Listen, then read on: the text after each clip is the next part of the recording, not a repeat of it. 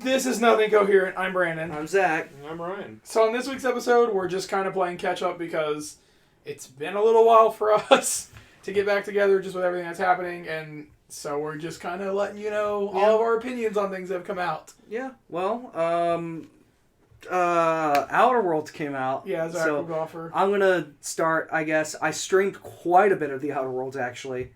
Just like, whenever I had time to play, I was playing Outer Worlds that first initial week. And the build that I did on stream was a handguns build with high charisma. And the one that I did off screen is a melee build with dumb speech options. And that's a lot of fun, actually. I really wish I would have done the melee build on stream instead now. Because melee combat, at least right now, is still kind of broken. Like, I'm not even as high a level and I'm doing more damage with... How's the ranking system with Outer Worlds? What do you mean? Like how, like leveling up and like. Okay, I'll explain that because it is kind of confusing. Mm-hmm. You have.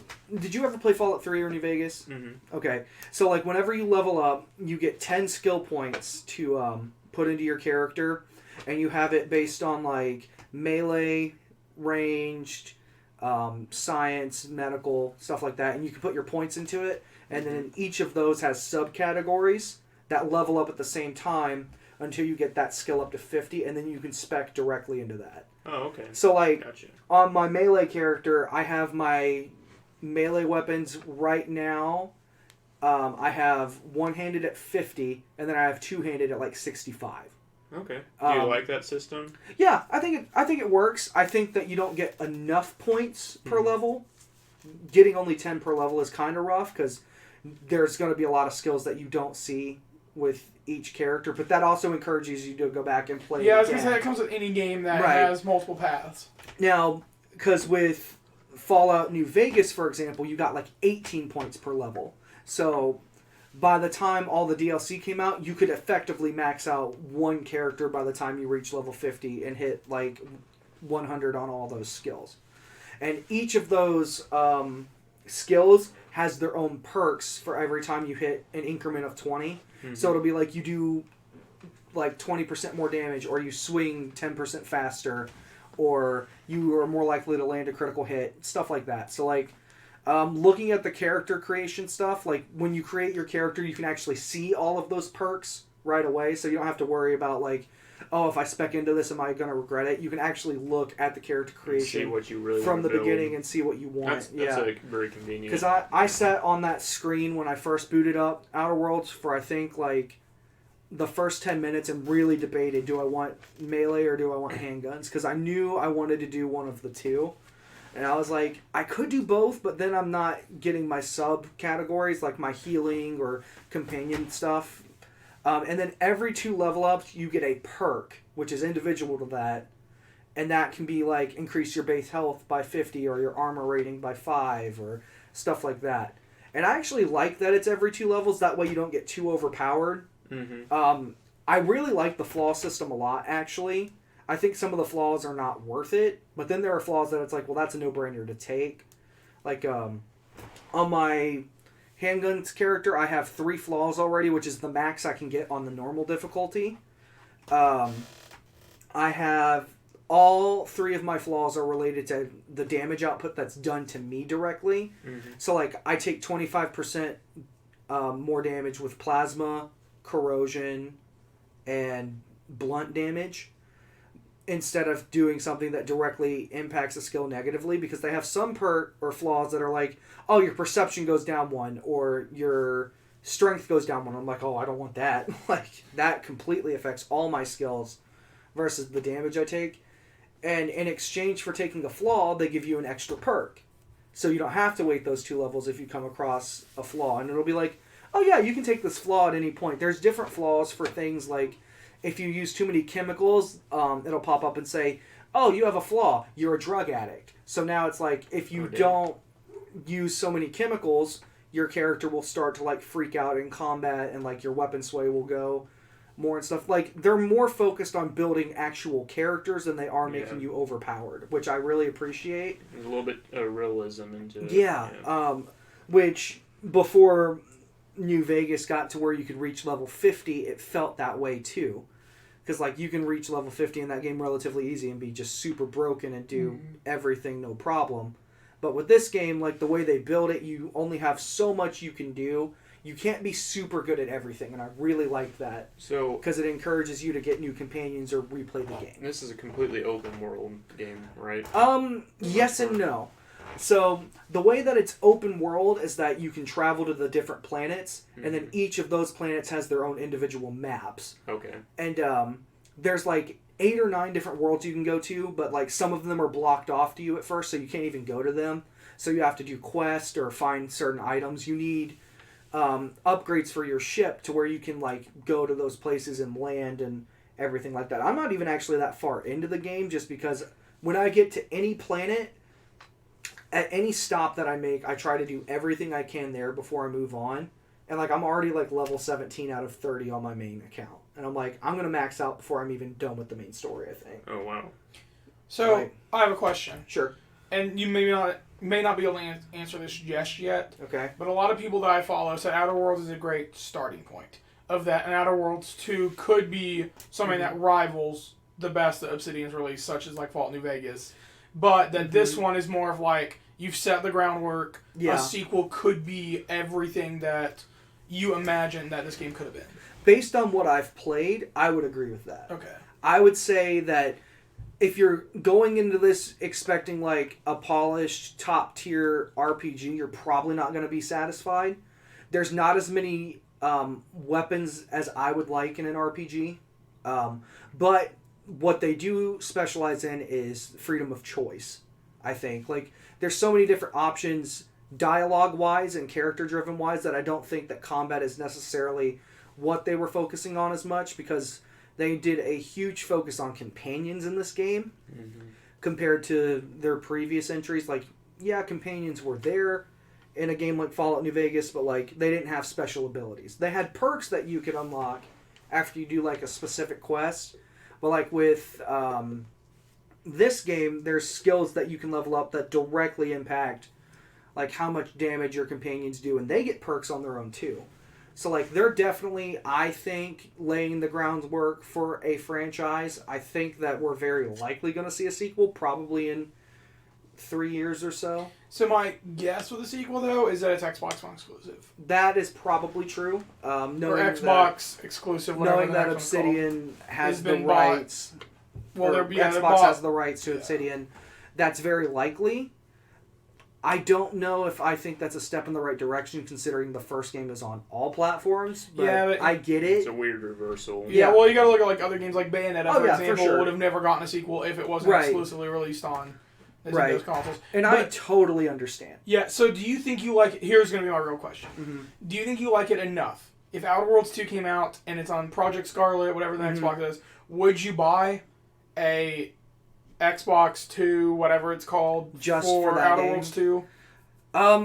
So here's my... If you heard it was everything that you, like we just said, Yeah, like if the sequel really was and more. the greater step, would that be enough? Maybe not at launch, but like, would that be like just that game alone be enough for you to buy, knowing your love for them? Here's the thing. For me, when it comes to getting a new console, probably not. And that's just me as a gamer. I don't get a system for just one game. I always wait till there's 3 games that I specifically want. Knowing that Halo is going to be on there, and knowing that Outer Worlds would probably be an exclusive, I would probably be more inclined for just those 2 games. And then, of course, Elder Scrolls 6 and what's Bethesda's other... Starfield. Yeah. I would probably get the Xbox at this point, unless PlayStation was like, we have God of War, we have all these other Well, exclusives. I think you'll see a like- God of War 2, but Right. But, like, it would just depend on what the lineup is at launch. yeah, I was just curious if you like this enough, based on early reactions, early playing, that if a sequel came out that was better, that would be enough to help sway you towards. I think so. I just haven't done enough exploration of all the worlds yet. And I mean, I've heard the game is about 30 hours Mm-hmm. for your playthrough, which is intentional because they Yeah. want you to do multiple playthroughs. So 30 Right. hours for a game like this, while Yeah. that might sound bad for some people, is not terrible. No, because the way that you have to spec into your characters, you're doing at least 3 games, Yeah. I think. And there's already, like, there's a bunch of different factions that all have their own quest lines. The board seems to be the main antagonist of the game.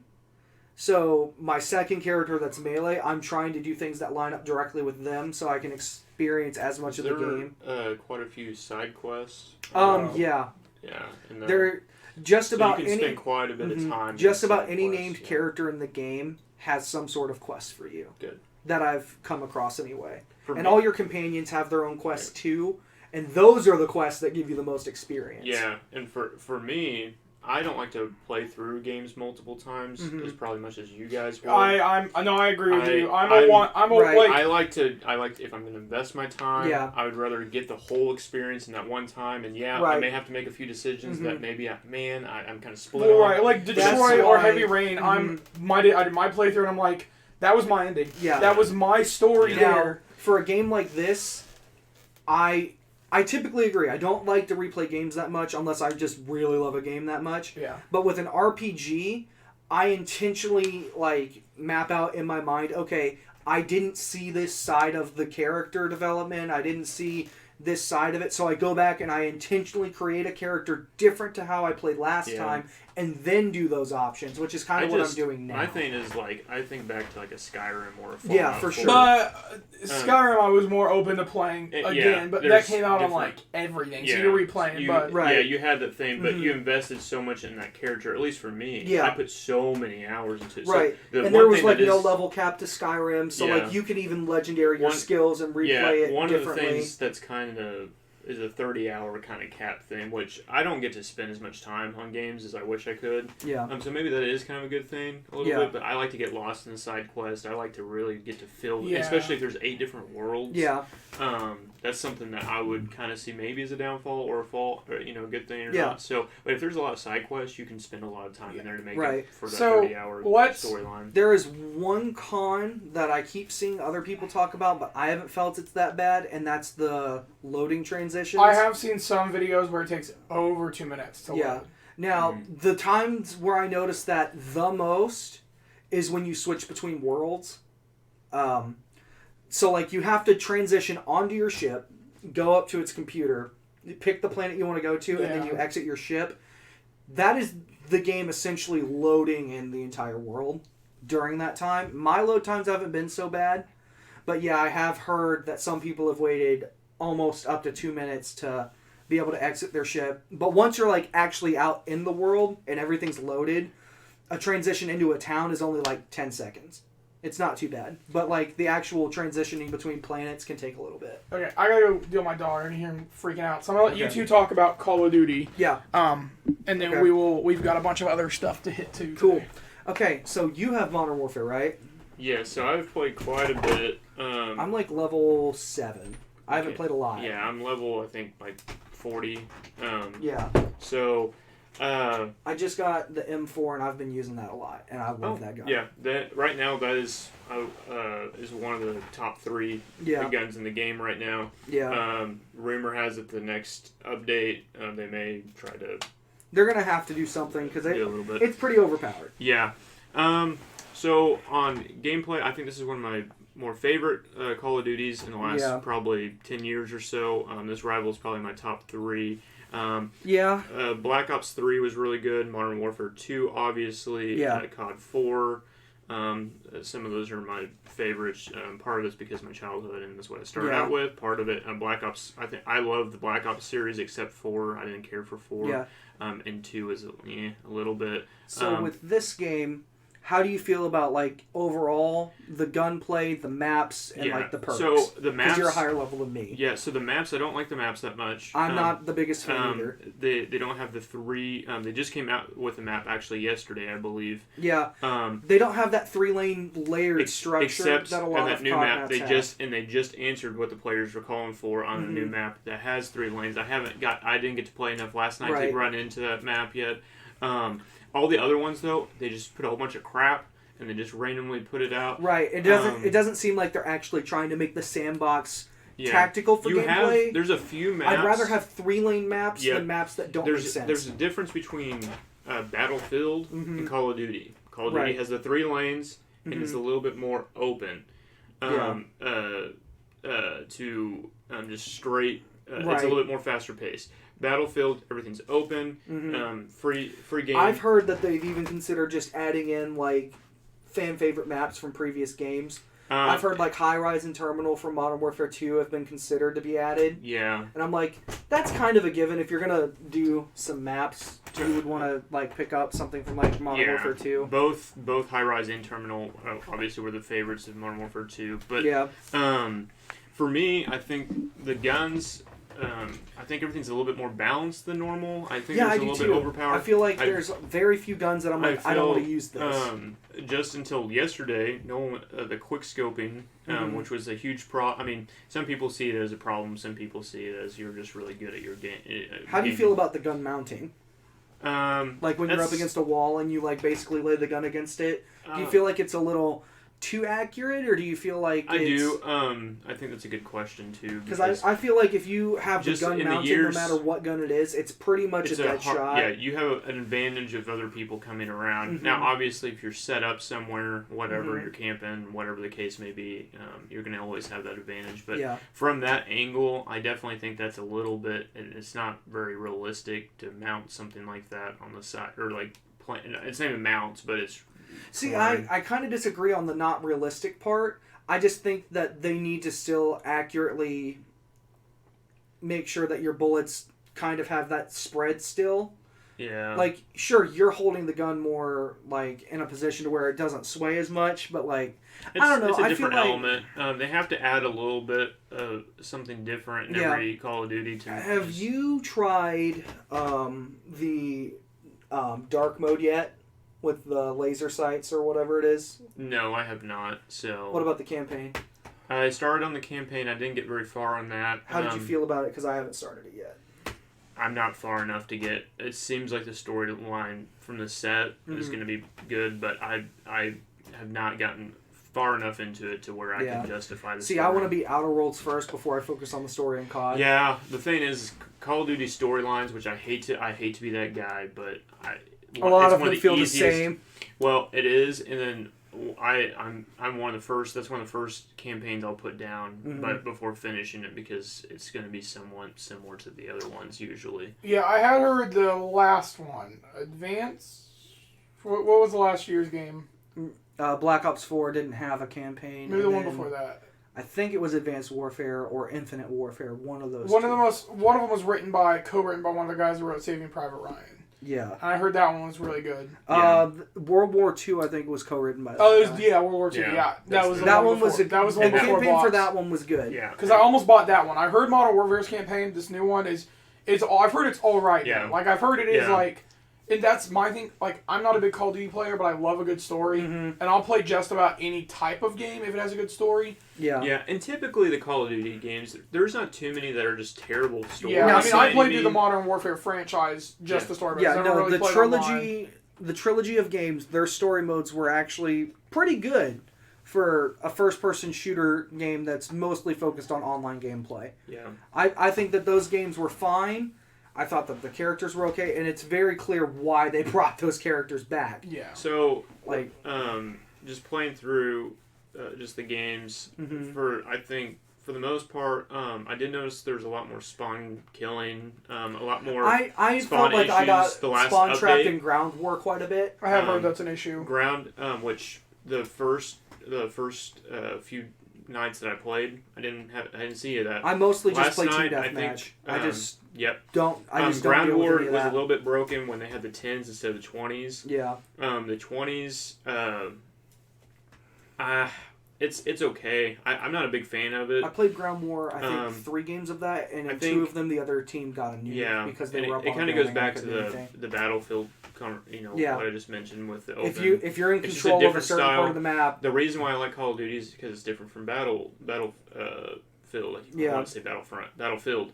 It's definitely different from that. Yeah, very different. But I like Battlefield because it's open. You get to ride things around. I don't want those two to ever cross. Yeah. Because Call of Duty has made its name on the smaller maps with just straight up shooting with the 3 lanes. Yeah. With this not having the 3 lanes, the maps is a little bit to me. The system of I feel like I'm working a little bit harder to unlock guns in the progression system. Yeah. I feel like that's a little bit nothing major by any means. I do like the different guns in this game. I think have that any this major is one of issues the with biggest any gun. variety of guns. Yeah. Apart from secondaries. Secondaries, I feel like always get kind You of don't the have that shaft. Yeah. I'm better off just getting the overkill perk, I think, than using a secondary. The handguns, for the most part, aren't necessarily great. They're not terrible, but the launchers, I feel like, are all pretty bad. Riot Shield dudes, that is one broken thing in the game. They've got to figure out the Riot Shields.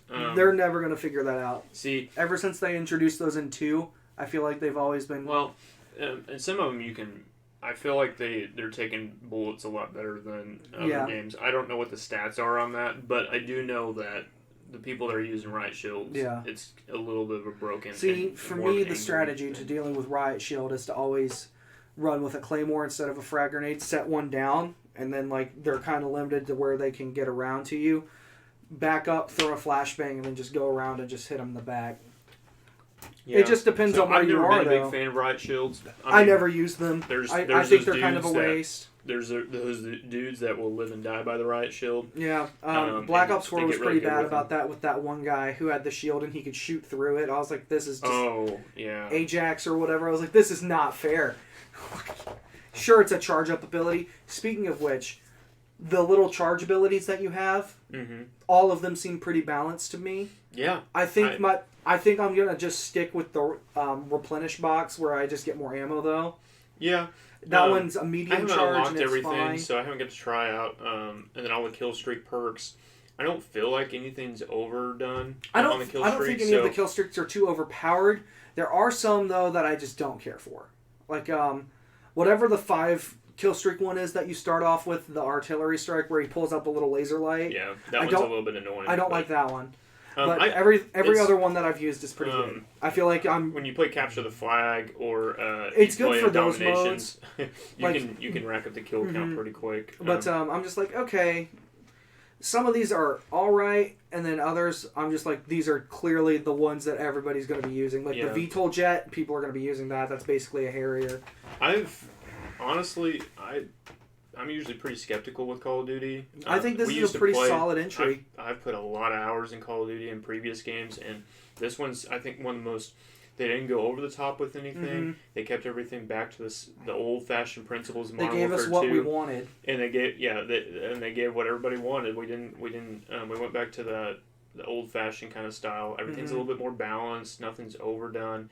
And as long as they kind of keep everything in check, and they keep these updates coming out, and like I said, we complained about the 3 lanes. I think that the maps are going to be the big thing that they're going to focus on. And they already threw out a map already, so I think that's going to fix some of those little minor complaints. But honestly, overall, I think they did a really good job. I still need to go through the full campaign. Yeah, I do too. I do want to actually play the story mode, especially in this one, just to see how it relates, because it's an off version of Modern Warfare 2, so it's somewhat of a similar storyline to Modern Warfare 2's storyline. Right. But anyways, that's pretty much it for me on games. TV wise, though, I'm trying to think. The only major thing that I've watched was last night. You and I watched My Hero, which we'll go over. We can go over now. Yeah. So we'll just recap the first 4 because I don't think we've talked since it started back. Right. Which we'll do quickly. I think my favorite episode, honestly, out of all of them, is episode 4. Last night? The newest one yesterday from Saturday. At this recording, yeah. Yeah. The more I see the villains, the more I'm more intrigued by them. Because, as much as I love the heroes in this show, sometimes it's almost a lighthearted comedic anime. Yeah. And then when the villains show up, it's all of a sudden super serious. Yeah, I like episode 2 might be my favorite because it has the big fight with Overhaul and the League of Villains. Yeah, that one's pretty good. Yeah. Overhaul is a great character, and he's only been in 2 episodes. Yeah. I like this season. So this is where I started reading the manga was when this stuff was going on. Right. And so I'm really excited to see where the season goes. I like all the episodes. I even like the filler episode at the beginning. Just for the ending, it a lot because of its last 5 to 10 minutes. him talking with the journalist and and the journalist being like, I just know needed there's to, hope. Yeah, I needed to know there was hope. Right. I like All Might's former sidekick a lot. I think Night-Eye. I think his quirk of foresight is really cool. Yeah, I like how they broke up. Was that Night-Eye is a fan. Yeah. And so as a fan, he was like trying to rationalize like all this stuff, and so and like he looked so far into the future to see like what's gonna happen to All Might, and I'm like, I looked at you as they're talking at the end of that episode, and I was like, this show's gonna break my heart. It's like every shonen, there's just a few ground rules that every shonen has to follow. The mentor always dies. Yeah. So overall, I like season 4 so far. I mean, like, I'm excited. We're gonna get into some more serious stuff probably about 2, maybe 3 weeks. Yeah.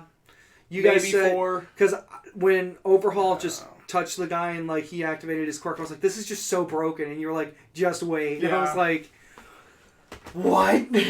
So after this season, I'm gonna pick up the manga and start reading it. Yeah, which I don't want to know anything yet. Because like I like the excitement of wondering what's gonna happen. Yeah, and that's what we talked about last night. Is that I wish I could just be like read the manga, but since it's airing, right? If it wasn't airing, I'd be like do it. But since it's airing, take the time and enjoy it. You know, have fun.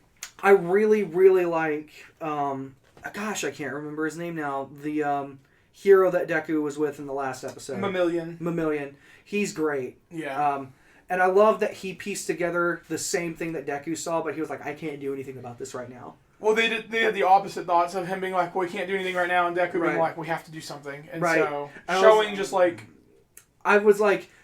Because I kept thinking this kid's kind of an idiot the entire time. Yeah. Because, like, he's clearly very carefree and doesn't seem to care that much about what's going on around him because his quirk is just so broken. And I'm just like, okay, like... Seeing that he's actually intelligent enough to come up with a rational thought of, we cannot move in on these guys yet. Yeah. I'm like, okay, he clearly is listening to Night-Eye and, like, understands that we can't just move forward and think irrationally. Because part of me was like, oh, Deku's going to screw this whole thing up and just run off with this kid. And I was like, if he does that, then everything's going to go terribly, which I thought was going to happen. Because I was like, I know Deku as a character enough to know that he knows this is wrong, and he always does what he thinks is right, same as All Might. Yeah. So like when he confronts All Might, he's like, did you know like that this was gonna happen? Yeah. And everything. Why didn't you warn me? Yeah, why didn't you warn me? I was like, this is just really, really strongly written. Yeah, I feel. And I was thinking about it, and I was reading on Reddit again just because I like seeing the discussion of somebody being like, think about who he has to feel after talking with All Might of that. Yeah. It wasn't that he was the better choice. Mm-hmm. He was just the first one there. Yeah. Of that, All Might just met him and was like, oh, I like you as much as I probably like the other guy, and you don't have a quirk. So, who knows if he had went and met, I know it's not Miro. It's something like that. But if he had met Mamillion and been like, oh. Right. And he would have gotten... Would he have gotten the quirk, or would it have been... He'd be like, well, you have a quirk, and blah, blah, blah. Anyway, but... Right. It's interesting to think about. Yeah. It's like, of course, Deku wouldn't have been his first choice. But you don't think about that because it's Deku's story. Right. So, next thing we're going to talk about real quick, which My Hero, of course, really like it. Yeah. Solid season so far. We'll see as it continues. I'm excited for it, but we'll see how the anime handles it. I'm expecting it to do great. Yeah. Something else that we can talk about is... Terminator Dark Fate. Oh yeah, we did see Terminator. Yeah, I mean, there's not a lot to talk about. No. It is a solid... Okay, so... For a Terminator movie, it's solid. When I say sequel, as I refer... Because I'm going to refer to it a lot this way. Terminator 1 and 2, I don't count Terminator 2 as a sequel. So just when I say sequels... Because I tweeted that it was the best sequel without thinking about Terminator 2. Because I just said it was one movie. So, like... When I refer to it in that way, it's just because I get what you're sequels saying. from T1 and 2. Right, because Terminator 2 is the perfect ending. Yeah. I feel. Like, we did not need a Terminator movie after. Well, we talked about... And I was like, this is more of a sequel to Terminator 2 than even Terminator 3 was, in my opinion. Well, yes and no. Because you gotta think about that they only prevented John Connor from existing. Right. But we talked about it of... In the car, it's like, well, they fill in... So we're gonna... Minor spoilers, I guess. Yeah. Well, I guess we're going to spoil the opening of the movie. Yeah, let's just talk about that to set the tone for this movie. Overall, I think it's a fun... So I'll give real quick. Overall, fun sequel, 7. Yeah. 7 out of 10. It's worth watching, you know. if you're a big fan of Terminator. If not, it's nothing. You don't Right. need to see it. But so the movie opens, and it shows that like they had sent a lot of Terminators, and that they'd been on the run for, they didn't say how long, but they had It'd been some significant amount of time. that they since had the kept second running, movie. and so one of the Terminators they sent did end up getting Killing to them John. because they let down their guard. Right.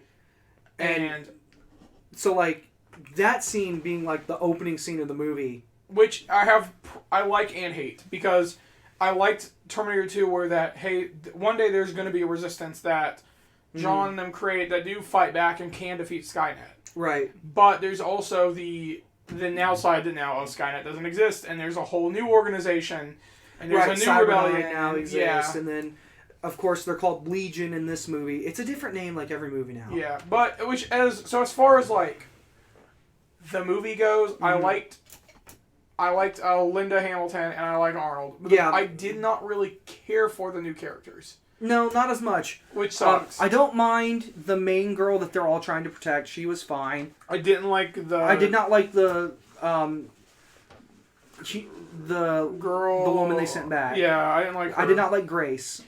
Which And it's not that she does bad. It's just that we have enough strong characters you're already in balancing the movie. 4 characters and 2 of them being returning characters. Right, that everybody Well, wants to see. but yeah, and I loved what they did with Arnold's character. Yeah. This T-800. Him being a T-800 that succeeded in its mission. And then what did it do? Nothing. Yeah, so like, we won't It spoil, learned- but like what it does Yeah. is like, you're like, oh, that's so interesting to see that. You would never think that it could do that. Yeah, and like- so I liked the ideas that presented there. Right. It's And of course, this is the one that, like, she couldn't defeat. Yeah. And, like, she failed in her mission of protecting her son. And then this Terminator comes back later into the movie, and it's the same one. Yeah. And it's just a really interesting relationship compared to any of the other Terminator movies. I'd say this was Arnold's best performance as the T-800 since Terminator 2. Right. Well, I think yeah, I agree with that. Because in T3, I feel like I have a few problems with it. Yeah, he wasn't great in Genesis. I don't Genesis. know. Hey, there's a Y in it. Right. So, and then Salvation he wasn't in. He's a cameo. He had a cameo, but that was, I think, all stock footage, right? It was. Because I was young Arnold. Yeah, he'll tell you when they did the interviews that he couldn't be in it because he was the governor Right. of California at the time. So they wanted him really bad. But and again, Dark Fate is probably not going to get off the ground. It'll be the 4th time they've tried to do a new trilogy, because 3 was supposed to be a new trilogy. Salvation was supposed to be a new trilogy. Yeah. Blah blah blah. So like, overall, I do like it. Right. And I'm not telling people like there's so many other movies out right now that like you should see instead of this. I just feel like if this movie being as good as it is compared to everyone since 2, if it can't get off the ground, they probably need to just stop trying. Yeah, Dark Fate is probably the best case scenario we were gonna get from. And it's not even that great compared to the first 2. It's a good film, I guess, but like with what I love about the franchise, It is a fun action movie. Right. I would not say the word film. I would say it's a fun action movie that I genuinely enjoy from start to finish. There are a lot of problems. It's a little too long. Yeah, the I villain agree. isn't really great, but I guess it's just a replica of the villain from T2. Right. It's literally the same thing, just a different actor. It's just not as like. I wish they would have gone back to making Terminator more of like a thriller. That this thing is unkillable. Yeah. And they are just on the run from it, trying to figure out how to kill it, and not have so many grand action scenes. The first 2 movies, like... The second one is an action movie. The second one is an action movie, but at the same time, the Terminator from the first movie is outmatched. Yeah. Like, and it's struggling with this newer Terminator. Again, of course, make them struggle pretty hard with this. Right, but, like, they fight it a lot. Yeah, it needed 3 action scenes, 3 big scenes, but one of them needed to be... One day we'll talk about it, and spoiler talk, we've got a lot to talk about today. I guess maybe, we'll see. I would have redone the movie in different ways to make it more scary, and at the end of it, I feel like have Arnold come back and be like, okay, we have one final stand. Yeah. And like, we're all like, I would have done it differently. But overall, it's a fine movie. I feel like it needs to go back to its roots of Terminator 1, making it almost a borderline horror. That's how I would do it. If you're going to do more Terminator movies, because, like, humans should not be able to compete with the Terminator. Right, I agree with that. But overall, as a 7 out of 10, I did enjoy it. But it's not... I've seen so many other things that, like, even now I'm like, you don't need to see it. Yeah. So, do you have anything else you want to talk about before I start going through my long list? No, I'm actually good. I actually forgot about Terminator, so that says a lot about that movie. It's still fun, it's just not... Yeah, but, like, compared to everything else, like, that's been out. Okay, so we're going to end with Jojo Rabbit, so I'm going to try to hit everything else I can since all three of us went and saw Jojo yesterday. Yeah, Jojo. Okay, Watchmen. Started last week, or no, 3 weeks ago it started. Episode 1 I did not care for a lot, but it set the world up. It was interesting enough that I was like, I'd like to watch more. I walked out on our vacation. Episode 2, they had HBO, and so it was just playing, and so I watched it. Genuinely liked episode 2 way more. I've heard episode 3 is even better, so once I can figure out how to watch it, I will. But episode 1 and 2 together would have been a better premiere to be like, hey, here's the world and establishing what's actually going to happen. Because episode 1 is more like, hey, here's the world after the events of Watchmen. I do enjoy it, but it's not, if you have not read the comic book or if you've not read the movie, you cannot watch this. They can tell you all they want in the ads. This is made for people who've never seen it. That is the biggest lie I've ever heard in my life. Because there were so many things that happened that, like, we were watching it with a few people who've never seen the movie or, like, knew anything about the comics. I'm like, why is this happening? Or why is this? And it's like, well, we're having to explain while the show's going on. And it does take the comic ending instead of the movie ending, which is only a little different, and I won't spoil it if you've never seen them, but once you watch the show, you'll figure it out. It's overall pretty good. It's definitely HBO's big attempt to be like, hey, we've got this next big thing, and you can see it. You can see where you're like, you could be something big, but I doubt it's going to hit that because it's too niche. Yeah. It's too obscure, and it's not something everyone can watch. Yeah. Overall, I would say episode 1 is probably like a 6 or a 7, but episode 2 is more like an 8.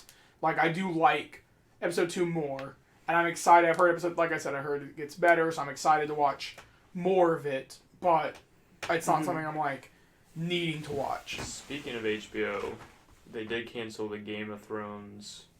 Well... Prequel. One of them, and then announced a different one. Yes, I was going to get to that. So...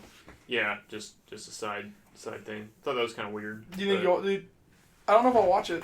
I'm so torn on if I'm actually gonna watch the spinoff after. I think I will. I'm curious enough to. Is D.B. Wise and David Benoff involved in any way?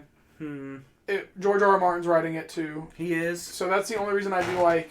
Yeah. So here's the thing. So will he do that and write that before finishing his book, or will he finish his book first? In an interview, he said that they're not letting him start writing the series until the book's done. That's fair.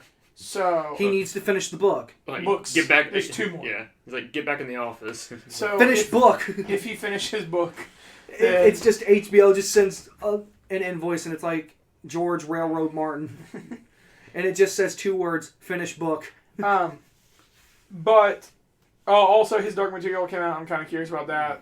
That's HBO's other big push for something to take the place of Game of Thrones. I don't think it will either from what I've heard, but I've heard it's enjoyable, so we'll see. Quickly, I watched Daddy's Home 2, also on vacation. Also watched Jumanji and like a bunch of Inside Out and The Pacifier and Yours, Mine, and Ours. Oh, The Pacifier with Vin Diesel. None of them except for Inside Out and Jumanji. I like Jumanji. We're really good. Don't hate on Pacifier. It's not great. Yeah. That part where it turns out that the neighbors are actually from North Korea. Who would have saw that twist coming? That was. And the Peter Panda dance coming back and being like, why do they want our copy of Ghost? Yeah, no, it's a great movie. The family message with Vin Diesel. Vin Diesel tried harder in that movie than he has in the last 3 Fast and Furious movies. Don't deny it. Anyway, so I just want to quickly hit that much Daddy's Home 2, and I did not like it. I actually always meant to see that because I heard John Cena had a bigger role. He was in it some, but I've already blocked out most of the movie. Because, like, in the first movie, he just shows up at the very end as a cameo, and they were like, he's going to be, like, a recurring character in the second movie. He's in it a little bit more. Is he funny, at least? Or is it just, like, he's just kind of there? Honestly, they all felt like they were just kind of there. I don't really remember any joke that I laughed at. There you go. That's what I heard, and I was like, because I think Cena actually had the potential to be a really good comedic actor after Blockers. Yeah. I was like, this man has talent. He just needs to find the right roles for him that aren't just musclehead, meathead idiot. In movies, so I'm trying to look at my list. In movies, I also saw The Lighthouse. And, I don't know how to talk about this movie.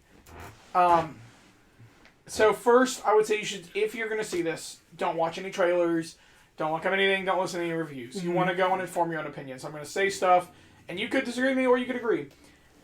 I think the acting is incredible, and how it is shot is incredible. It's entirely in black and white, isn't it? Yes. And it's shot at 4:3 instead of 16:9. Ooh, okay. Which sometimes you don't notice it, because sometimes it's so focused on one shot that it doesn't even affect anything. There are a lot of good moments in this movie. But there are things that happen that I'm also like, I don't really know what happened, and it's not that I can't. Everything's going to be up for interpretation, and everyone's going to take it differently. Mm-hmm. I don't know what they're trying to get across in some scenes. And I've looked up things, and I'm I have ideas, but I have so many ideas that any of them honestly could have been true. I'm not actually going to give this a score. I'm just going to say that the acting is incredibly well.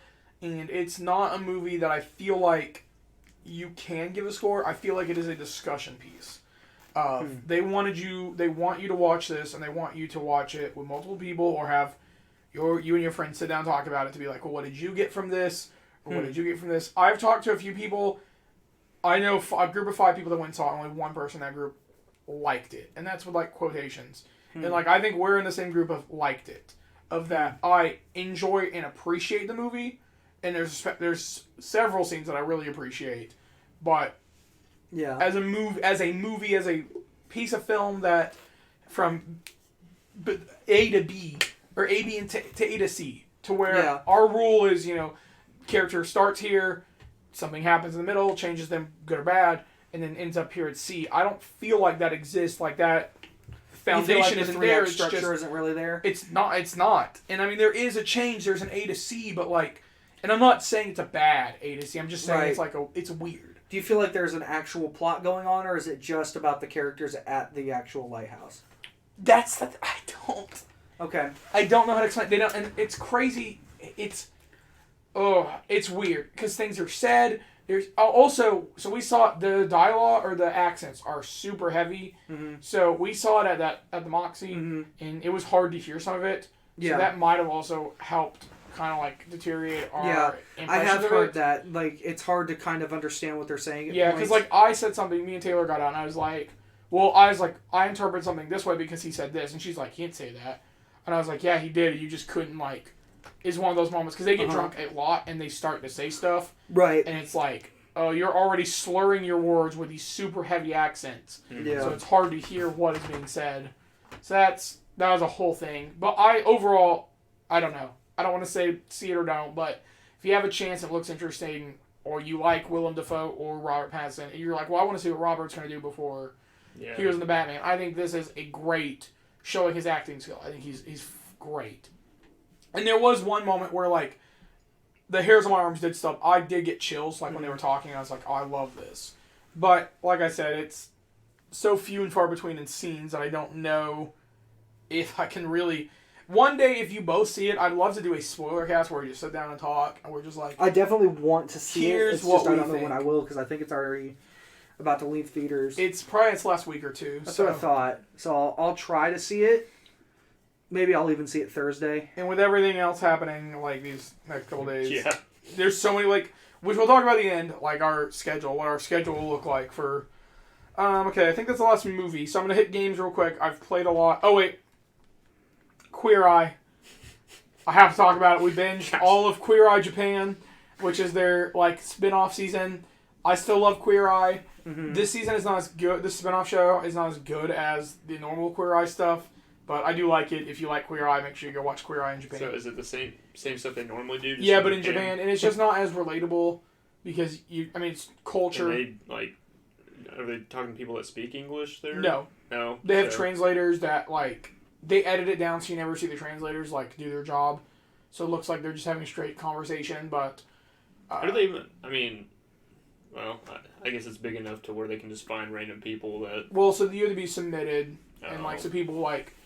But so it was supposed to, my understanding is it started as just going to be like a 1-episode spinoff, but then there was such high demand that they did 4. Japan watches a lot of what Americans do. Yeah. So I could see that kind of Queer Eye being a pretty big thing over there. But I liked it enough that I'd recommend it, but just like, I think it's the lowest of any of the Queer Eye stuff. But I like Queer Eye. So... I just want to point that out that... My brother and I, we binged watched like the first season of it. Just randomly one night, so... Well, yeah, one night we needed something to do, and we started it, and then like that 2-week period we watched all of it. Yeah. Right. Okay, so games, I'm going to try to hit these quick. Smash Brothers, the DLC came out for Terry. I have not actually played it yet. So I played a little bit of it. I like Terry. I was telling Tanner that just fighting game characters like him and Ryu, I prefer him over Ryu. He does. I'm okay at Smash Brothers, but just playing with him, I can feel that he's gonna be a little broken. Not like hero broken. Yeah. But like, does he have the same thing like with Ryu and Ken, where like if you put the combination, it does stronger attacks. Yeah. Okay. You can do it without that, but it does a stronger version of it if you do like it's down over right or something like that. Down right B or down right A or whatever. And so I mean, like I like him. He's a good character. I'm super curious what the 5th DLC one will be. See, I think it would be really cool if we could just get more fighting characters like that in Smash that have moves like that are... I will not be surprised if Scorpion becomes a Smash You think character. Scorpion over Sub-Zero? 100%. Who's the man? Who's the icon? Who's the iconic character of... I'd say that they're both on that same level.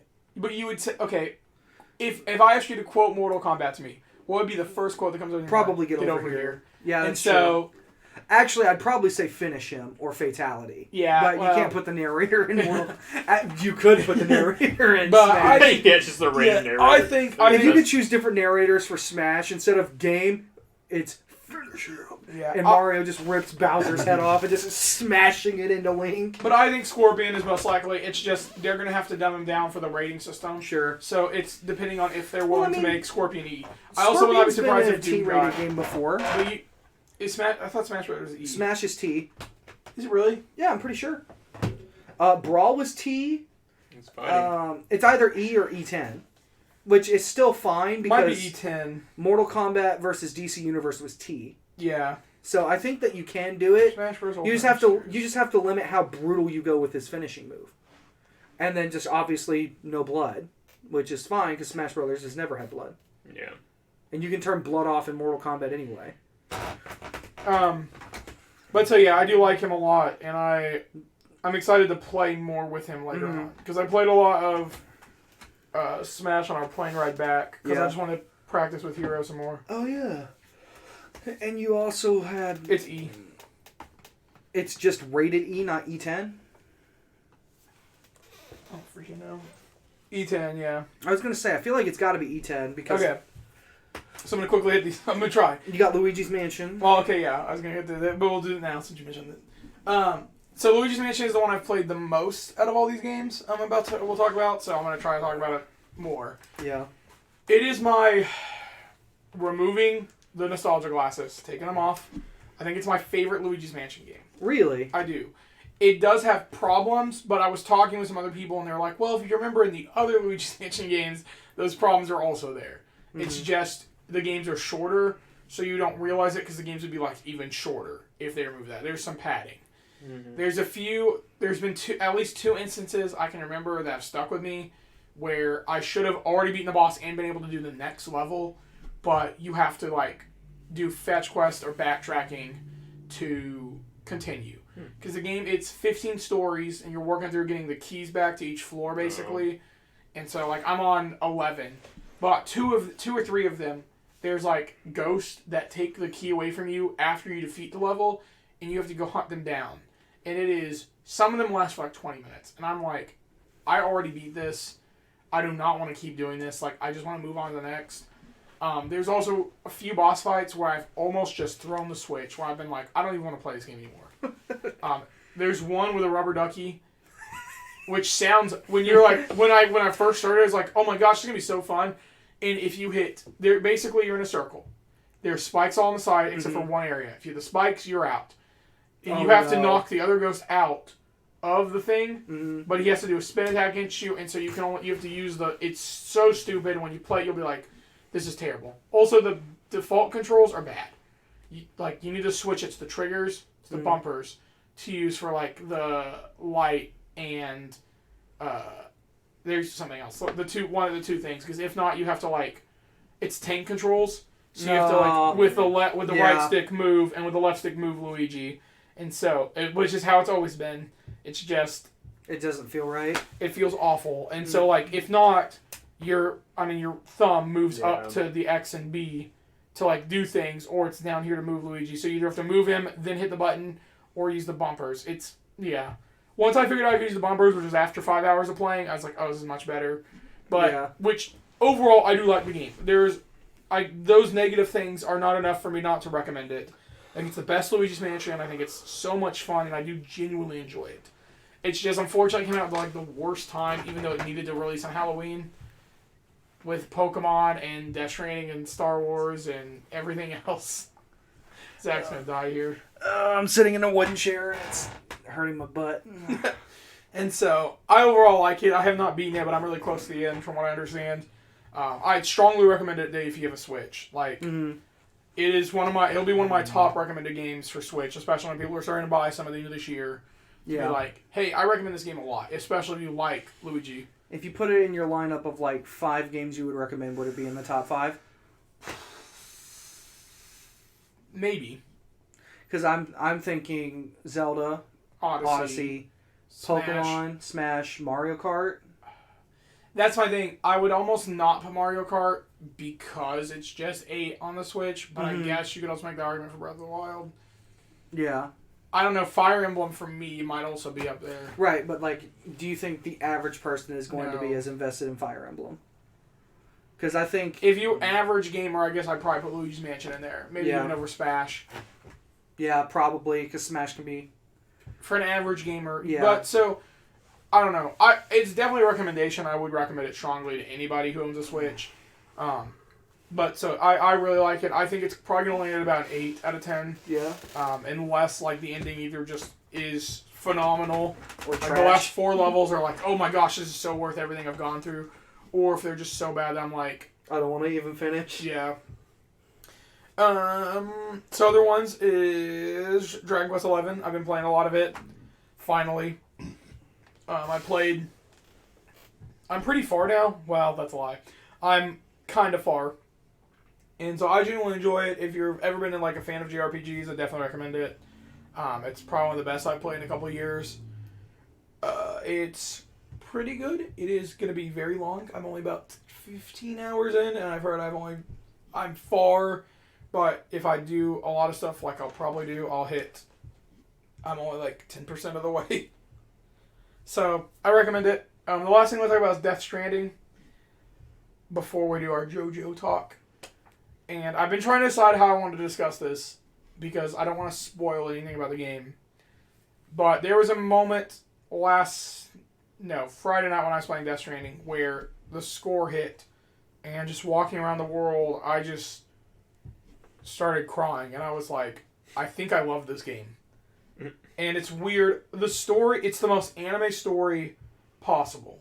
So if you're willing to accept the plot for what it is and how ridiculous and over the top it is, I think you'll love it. It is a walking simulator in a sense so far. I keep hearing that. But it's not...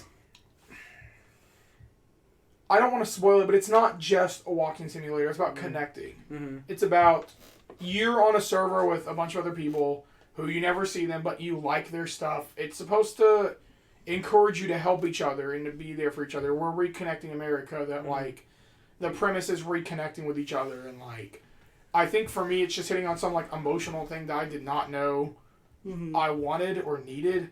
That like your character at the beginning, and even where I'm at, is supposed to be like this hardened person who just doesn't care. And it's supposed to be a person that just, wants to do everything on their own, doesn't want to interact with anybody.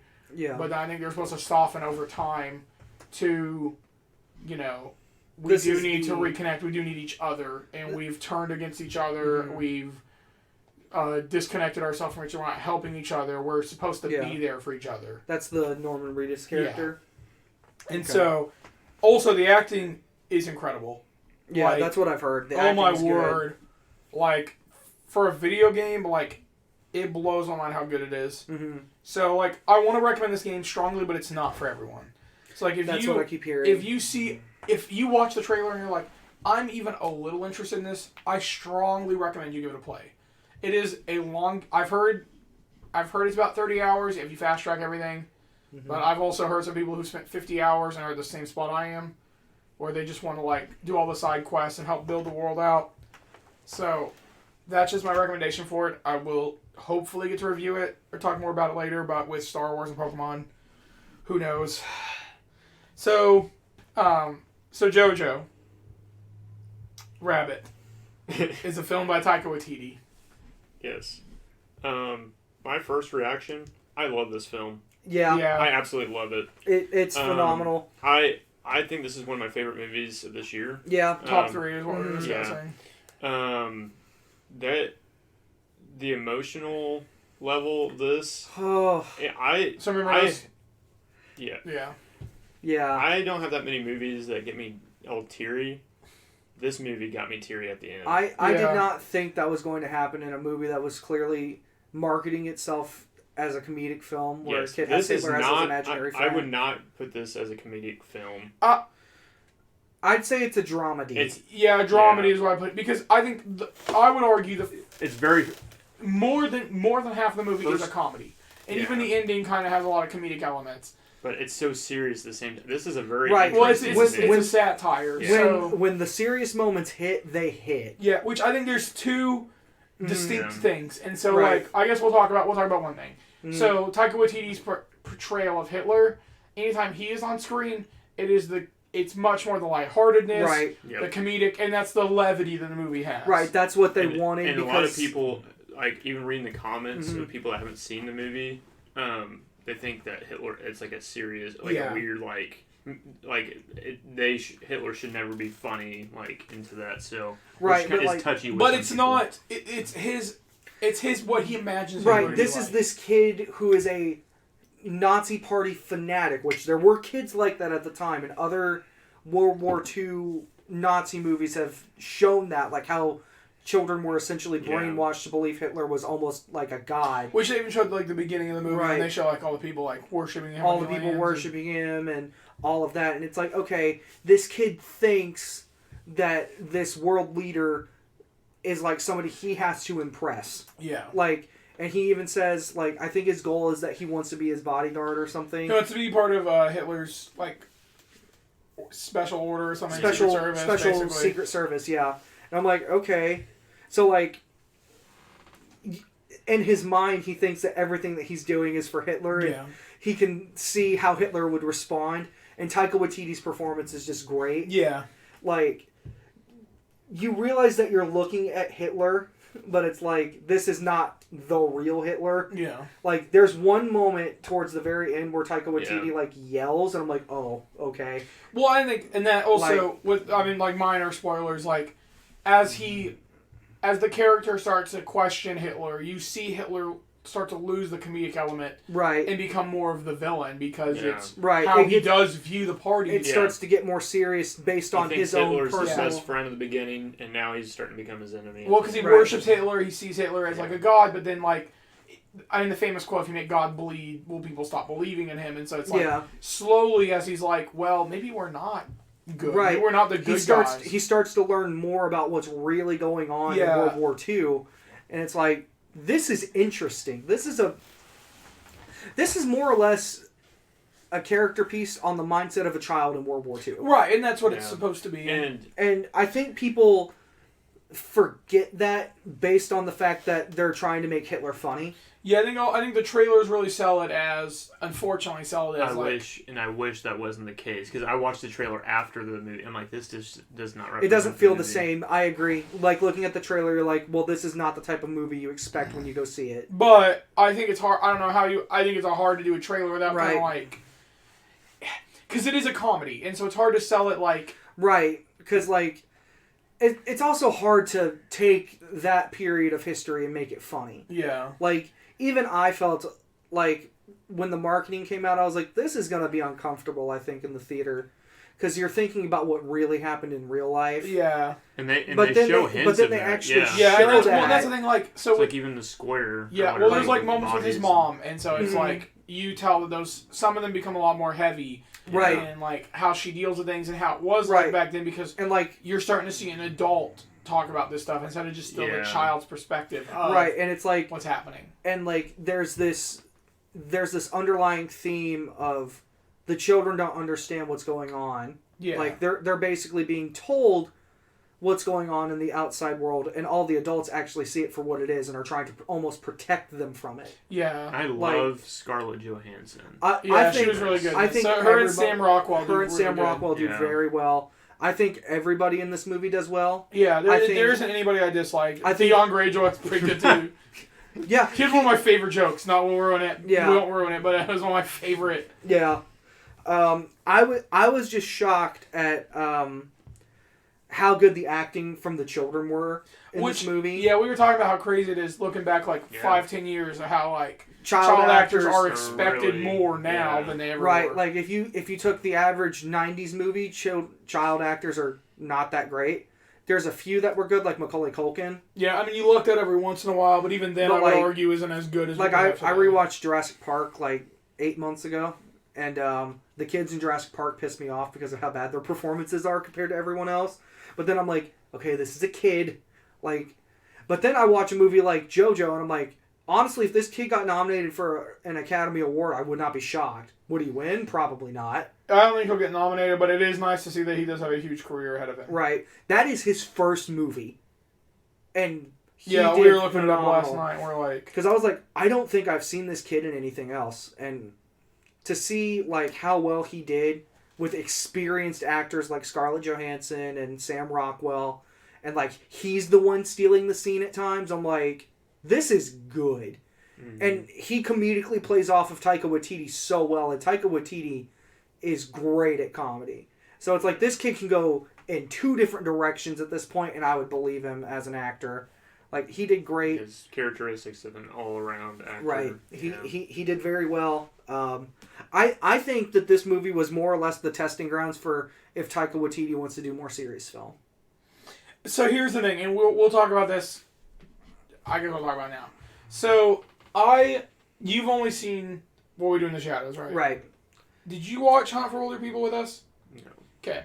So the 4 films I'm aware of Taika's done, and this is what we're going to do, what I'll discuss as. What We Do in the Shadows is incredible. You've seen it, right? What We Do in the Shadows? The one with the werewolves and the vampires? Oh. Is probably my least favorite of his 4, right. But it's the one with the least amount of plot. Right. So, and that's what's weird about it. Now, unfortunately, order of what things came out, it's not going to work the way I wanted. I wish it could.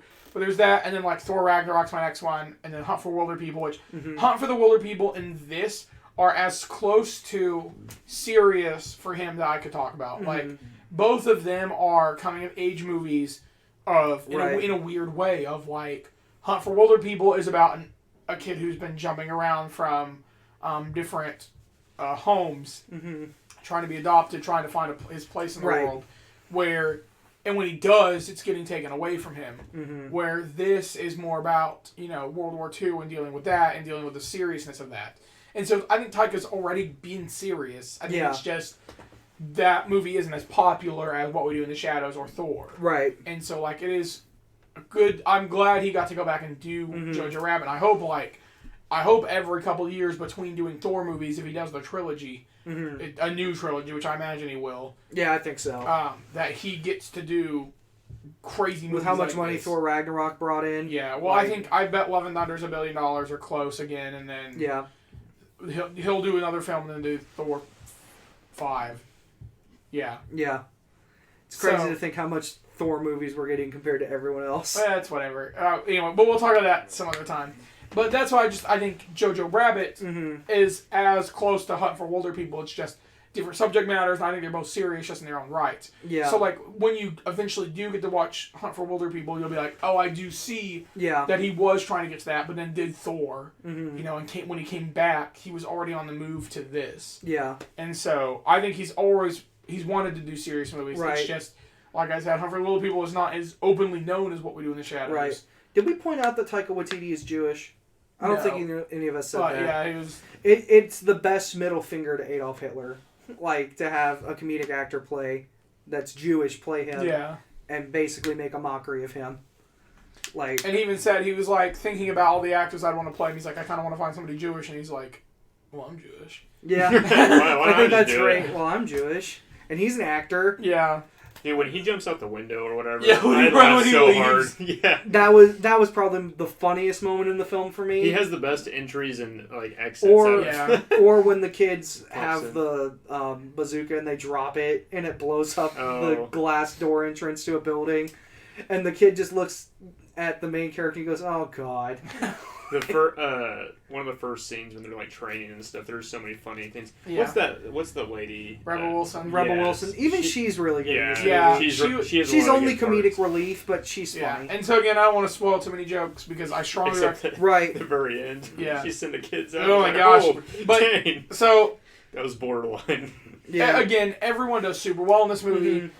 Everyone brings their A game, and I love... I know. Yeah. I think Sam Rockwell has the best scene in the movie, personally.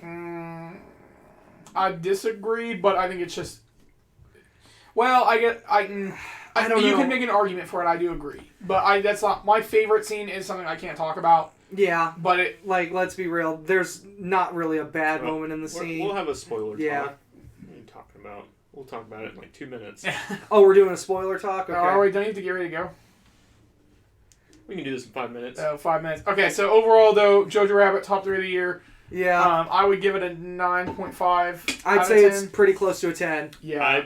I'm giving it a 10. I would say there's not a it's- single thing that I have a problem with. Yeah. Yeah. This and Peanut Butter Falcon are definitely... So Right. we're talking about, like, if you remove in-game, just because of what it is, which when we do our top 10... Right, I try to remove superhero and animated films when I look at just movies in general, because it's like, it's a given I'm going to see whatever Disney or DreamWorks throws out there usually. Last year, Zach's top 2 were Spider-Verse and Infinity War. Do not forget that was all of our top 2. That's true. So, like I said, though, but in-game is different because it's a culmination, but, like, Right. being honest, if I looked at a top 10 list and you're like, hey, write down I everything don't that's think not... None of us gave that a 10, though. But it would be my Yeah. favorite movie of the year. Yeah, Regardless of favorite, that, I don't think yeah, it's a 10. rating, yeah. But my personal favorite movie of the year is In-Game. But, like, the Peanut Butter Falcon and this are, like, would be number They're one. like if 9, In-Game didn't exist. 9.5s. Yeah. Like, for sure. Peanut Butter Falcon, the ending is the only thing I have an issue with, debatably. And Even then, I don't mind it. I just have...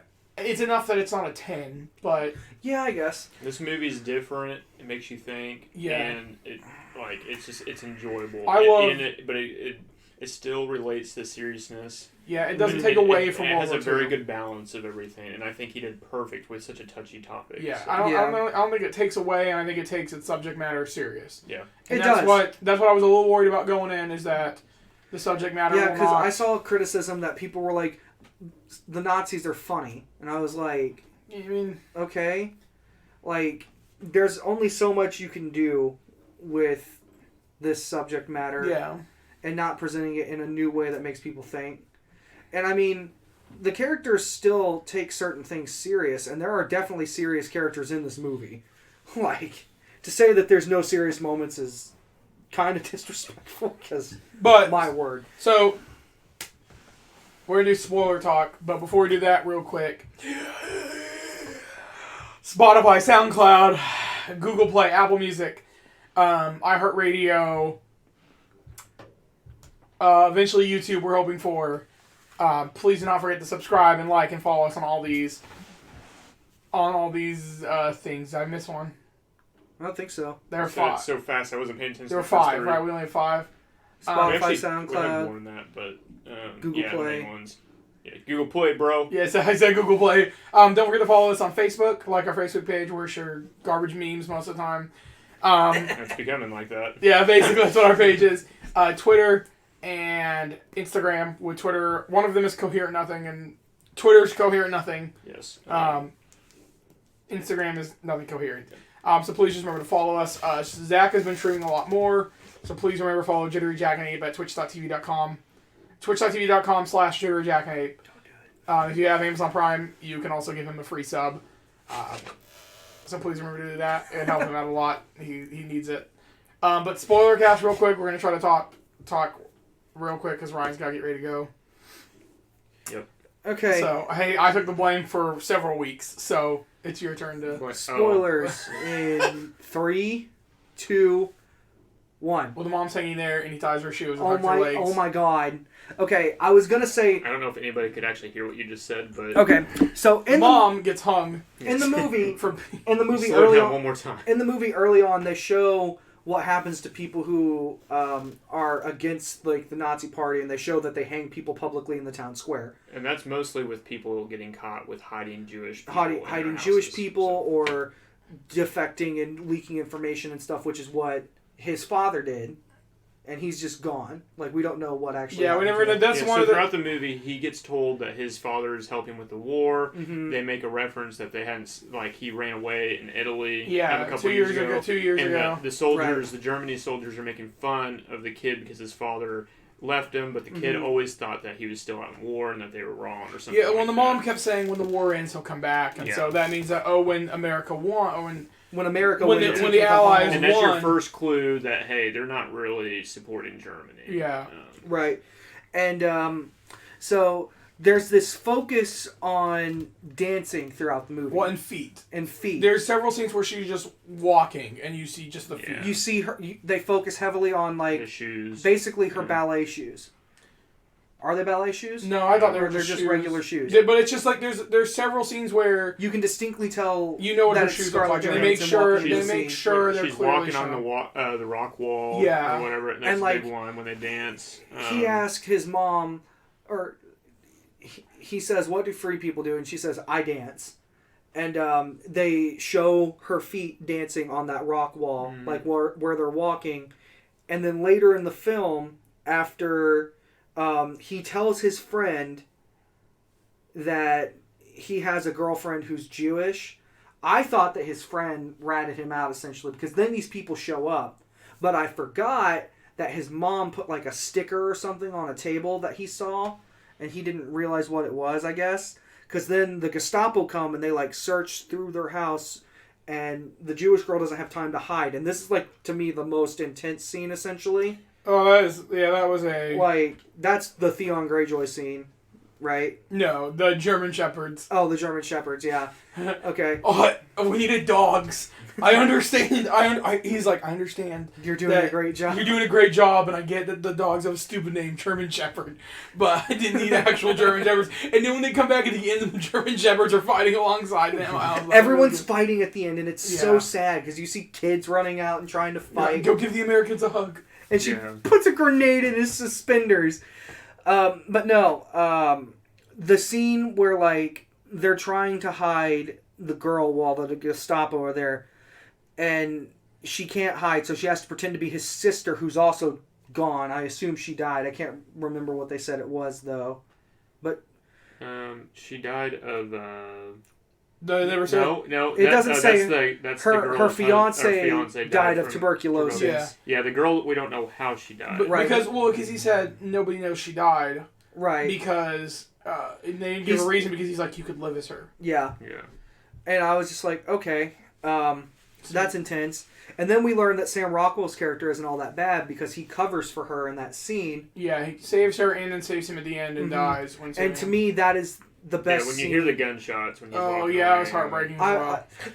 And they have such a good comedic moment right before that because they foreshadow the fact that he has this costume that he wants to wear into battle. I know. And it's got like streamers on the helmet and like Yeah. he's wearing like blue or pink boots or something and he's got this musket that like and they play music out of it. No, the guy, his sidekick next to him has the music playing. It's the music box. Yeah, and he's got like the Gatling gun. the Gatling gun. And you just see them like run in front of the kid and charge into battle. I'm like, oh my god. Well, they're standing there dramatically while everything's like blowing up. When you And it's all in slow motion, and when you can't help but laugh. But then they all get captured because the Americans Yeah. show up, and Rebel Wilson's character puts like a Nazi coat on the kid, and that's what gets him caught. Yeah. And then immediately, like right before they all get rounded up, he takes the kid's coat off and he says, "Get out of here, Jew," and spits on him. Yeah. And I was like, he just saved this poor kid's life.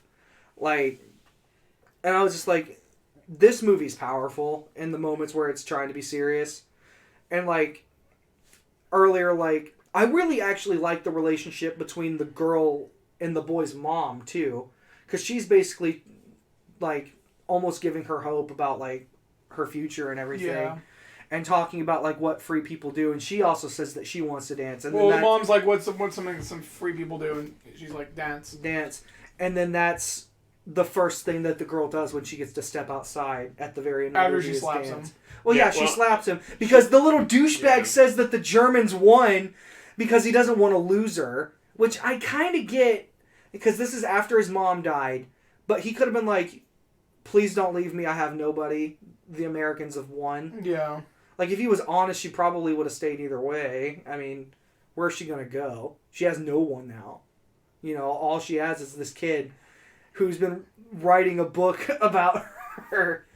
And she keeps telling him all these made-up things about Jews that, like, they can read your mind and hang from the ceiling like bats. Yeah, when they sleep. There's a lot of cute moments. There's some cute humor between the two kids. There was kids. a lot of moments in the movie where there was where he's talking to her and he's learning more about her and stuff. And he starts to learn that the Nazis are wrong and that everything they've said about Jews is wrong. And even some of the Nazis even tell him that what he's hearing is just all made up. Sam Rockwell's character especially, which I guess kind of helps with the fact that they alluded to the fact that he was going to protect the girl in the house. Now that I think about it, it's like he didn't look that way about Jews, I guess, because otherwise he would have just ratted her out. I don't know, man. This movie was really good. Like, all the comedy scenes, Hitler is funny in every scene. Yeah, I like the descent of Hitler from being a comedic, like, god, basically, in his eyes, to, like, at the final scene where he had the bullet in his head. Hole in his head. And then he kicks Hitler out the window. Yeah. He's like, Hitler. F off Hitler, and he just kicks him into oblivion. Yeah. And I'm like, I almost wanted to cheer at that moment because I was like, you finally realize. I love the character development for everyone. I mean, those who don't have development like Rebel Wilson's character. Who if you take that first 5 minutes of the movie of each character or whatever, all of them have developed dramatically by the end of it. Well, yeah, the main three of the mom, sister, and even Sam Rockwell. But I think he was always. Watching after knowing what happens, I think he was always on the side of the Jews. Because they had the failed mission, so he had failed missions. He was having to train children at that point. Yeah, and then he was drunk, so he got demoted again. Yeah, I think he was always on the side of the Jews. He hated what they were doing, but because of just like where. Well, I mean, where are you going to go? You can't say anything; they'll kill you. You know, like you're living in fear essentially, and you don't even realize it. But I do think that was it, and so he made the sacrificial play at the end. I think his development was always there, and like looking back on it, I'm like, oh. So with that being said, here's our schedule for the next week or next month on what you can expect from us for Nothing Coherent. So next week will be all Disney Plus, and try to touch on some news depending on what comes out, and then the week after that is a movie review special, where we're going to talk about, and you two are required to see A Beautiful Day in the Neighborhood. Oh, yeah. Frozen 2, and then we have a early screening of Knives Out. So we have an early thing of that. So all three of those will go live, hopefully that week after on the 22nd. And then I assume, potentially there might be a break for Thanksgiving. I'm not sure what that looks like for all of us yet. But, so the next 2 weeks, next 2 episodes are already planned out. We've got a lot to cover. Yeah, with Pokemon and all of that, we're going to have crazy amount of stuff to talk about. Yeah. We're starting to hit that big season. December will be a bit slower for us, except for Oscar movies and playing catch-up. But the next couple weeks, there's a lot. Hopefully also next week, by next episode, I'm hoping everyone sees Ford versus Ferrari, so we can talk about that as well. Because I've heard Best Picture and Best Actor and Best Supporting. So we'll see. But we'll talk about all that in the upcoming weeks. But thank you for listening. Bye.